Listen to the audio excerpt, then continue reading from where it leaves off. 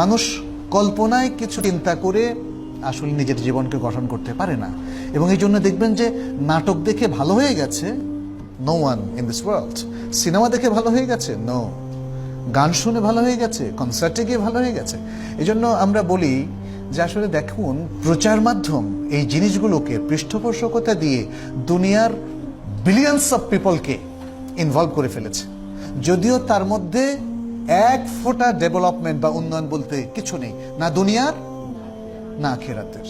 একই অবস্থা আপনি দেখুন ফুটবল, ক্রিকেট। ফুটবল, একটা বলকে নিয়ে দৌড়ে 11 জন মানুষ, 11 জন আর 11 জন 22 জন, তাই না? এর মধ্যে এত উৎফুল্ল হওয়ার কি আছে? আসলে আমাদের মাইন্ড সেটটা করে দেওয়া হয়েছে। প্রচার মাধ্যম, পত্রিকায়, খেলার পাতা দেখবেন এখন শিল্প রচনা করা হচ্ছে, শৈল্পিক লেখা। ফুটবলের যে ডিসক্রিপশনগুলো এত সুন্দরভাবে দেয়, যারা সাপোর্টার তাদের সারাদিন খালি ওইটা পড়তে ভালো লাগে। প্রচার মাধ্যমগুলো আমাদের মাইন্ডসেটটাকে পাল্টে দিয়েছে, যে একটা বল নিয়ে দৌড়াদৌড়ি করে আর ওটা এখন বিলিয়ন্স অফ পিপল দেখে। আর প্রচার মাধ্যমগুলো এখন নামাজের সমালোচনা করে, কোরবানির সমালোচনা করে, সিয়ামের সমালোচনা করে, যেগুলোর মধ্যে আমাদের দিনেরও কল্যাণ, দুনিয়ারও কল্যাণ, আখিরাতের কল্যাণ, সেগুলো এখন অনেক প্রচার মাধ্যম নেগেটিভলি দেখানোর কারণে আজকের অনেক শিক্ষিত মানুষ মনে করে দত্তরি এই সমস্ত ধর্মকর্মের কোনো প্রয়োজন নেই। অথচ ধর্মকর্মই তো মানুষকে মানুষে পরিণত করে। খেলাধুলা মানুষকে ফ্যানাটিক করে। বিশ্ববিখ্যাত সব প্লেয়াররা আপনি দেখেন, tennis player, cricket player, football player, এরা কিন্তু শরীরে মাদক গ্রহণ করে। এমনকি দৌড়ে যারা, সবাই তো, কে না করে বলেন তো?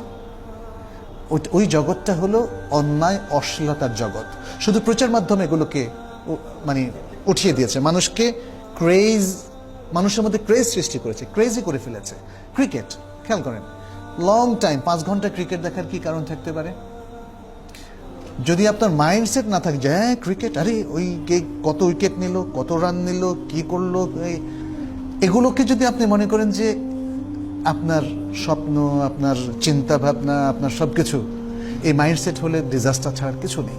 কিন্তু আমাকে বলেন তো, আমি ধরেন গত 100 বছরের ক্রিকেটের ইতিহাস মুখস্থ করলাম, কি লাভটা হলো আমাকে বলেন? এটা কি কোনো জ্ঞান? এই জ্ঞান দিয়ে কি দেশের উন্নতি হবে?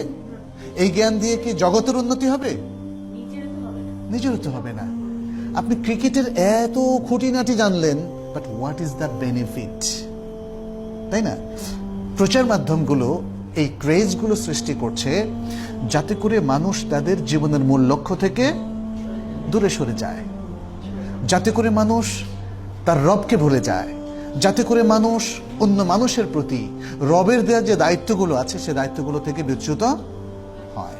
অতএব আমাদেরকে দিনদারির প্রতি গুরুত্ব আরোপ করতে হবে।